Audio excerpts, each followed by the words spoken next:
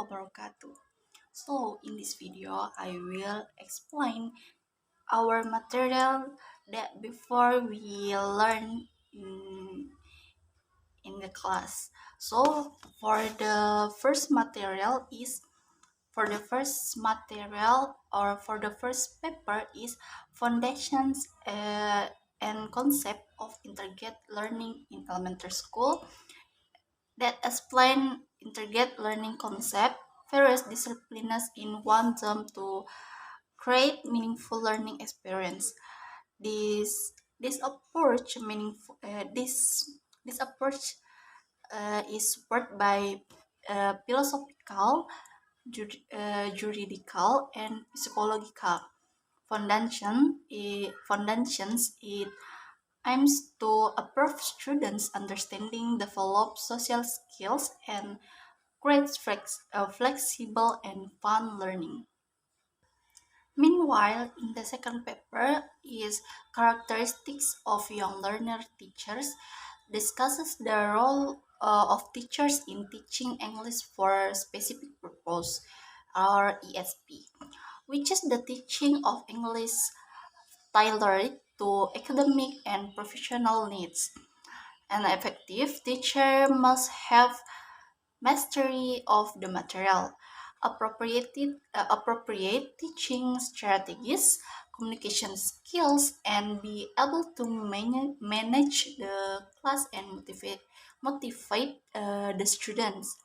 This paper emphasizes the importance of teacher commitment and adaptation in improving the quality of learning.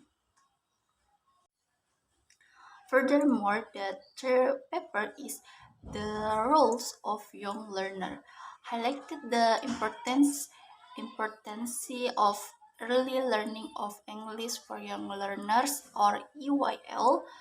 That children have different ways of learning than adults. So teaching strategies should be tailored to their stage of cognitive development. The government has supported EYL through local content policies, and teachers need to understand children's learning style, that visual, auditory, or kinesthetic, to make the learning process more effective. By applying the right methods, learning English for children can become more fun and meaningful.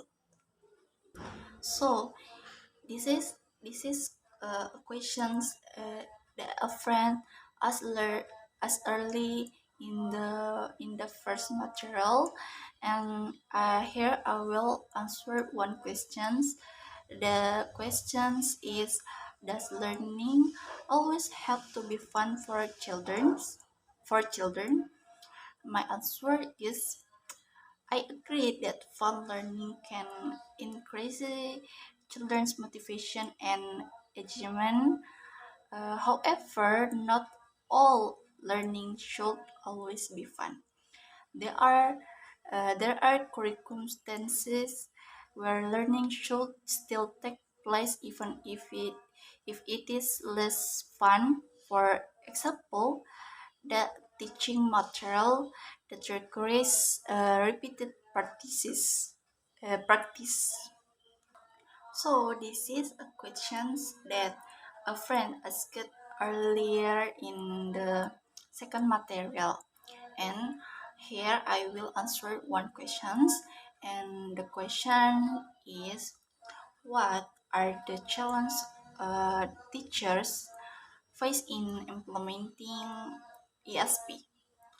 So, in my opinion, the challenge faced by teachers in implementing ESP is English adjusting the material to the students'